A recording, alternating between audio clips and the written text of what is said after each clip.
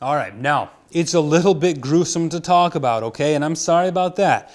But we can't have a discussion about bullets without acknowledging the fact that the whole point of a bullet, for the purposes of self-defense, is to punch through human tissue, to punch through a human body and basically cause as much damage as possible.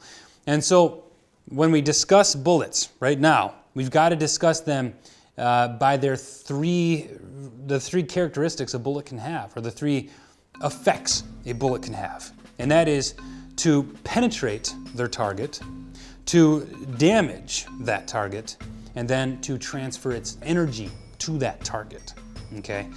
And so this discussion is specifically for the bullet's ability and role in helping you defend yourself. First, let's discuss the penetration role of a bullet. So penetration is simply the ability for the bullet to travel deeply enough into your target to reach an organ or system important enough to your attacker so that should it become damaged, his ability to continue attacking you would decrease or it would be destroyed altogether. That's what we're referring to when we talk about penetration. The cardinal rule of bullet penetration is that the heavier the bullet is, the farther it will penetrate. Okay? So this is another thing, like Newtonian physics, that is a little bit counterintuitive and goes against the grain of some truths that are commonly but mistakenly accepted in this space. But again, the mass or the weight of a bullet has a disproportionately greater effect on a bullet's ability to penetrate than its speed does, or its velocity does. Okay? Most people think speed is going to determine penetration. It doesn't. If you're not sure about that, then grab a dumbbell and throw it as hard as you can against the wall, or grab a bouncy ball and throw it as hard as you can against the wall. Bouncy ball will hit going faster, but it's not going to penetrate. The dumbbell is going to hit going slower, and it'll probably go through both sides. Now, just to give you a specific benchmark here, our research by looking at autopsy photos, looking at ballistics gelatin samples, and studying the physics of bullets in other ways suggests that we should try to make sure that the guns that we carry for self-defense are firing bullets that weigh at least 120 grains. And that's on the light side. Preferably, it would be over 140 grains. And anything over 160 grains becomes very effective in this role of penetration. And this is one of the primary reasons why I continue to recommend that we use one of the quote-unquote big three combat calibers for self-defense. Remember, these are again 9mm, 40 Smith & Wesson, and the 45 ACP caliber. Smaller calibers, such as the 38 Special bullet or the 380 ACP bullet, are certainly lethal, especially if you hit some very soft tissue, such as the eyeball. That's going to be very, very lethal. However, if we're talking about shooting an attacker where they are most often hit, which is center mass, and if we're talking about an attacker who has some body fat and who's wearing a few layers of clothing, in particular a big heavy coat or something to disguise his presence, which often happens, then these bullets may not be able to penetrate far enough to even cause lethal damage in your attacker.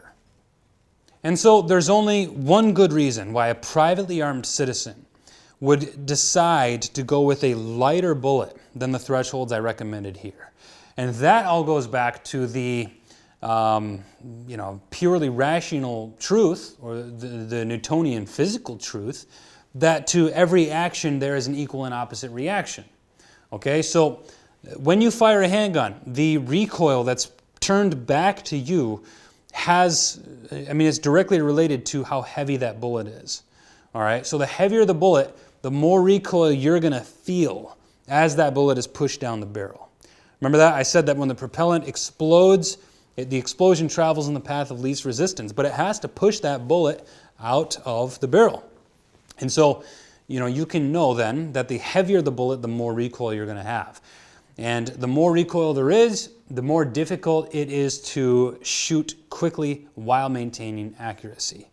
And so even though most adult human beings can handle especially the recoil of a 9mm, 147 grain self-defense round, just fine, and still shoot very quickly and reliably, in terms of accuracy, we need to be able to make sure that the recoil of our handgun is not severely disrupting our ability to shoot quickly and accurately.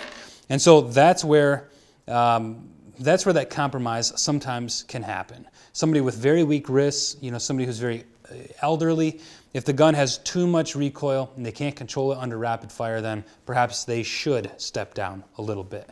However, even with that compromise, there are bottom line thresholds where past a certain point, you would probably be better off submitting and taking your chances against an attacker than to fight back with a small enough bullet. Now, that's a whole different discussion. And we get into a lot of that kind of stuff in the Armed American's Complete Concealed Carry Guide to Effective Self-Defense. For here, just know that my advice is to carry one of the big 3 combat calibers.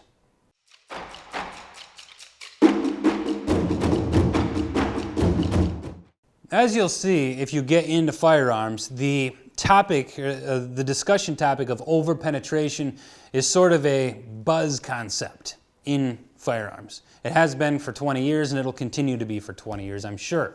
But when you look at the physics of what goes on when you fire a bullet, and when you look at the determining factors of a bullet's penetration, then you'll quickly see that the discussion of over-penetration is just about a waste of time.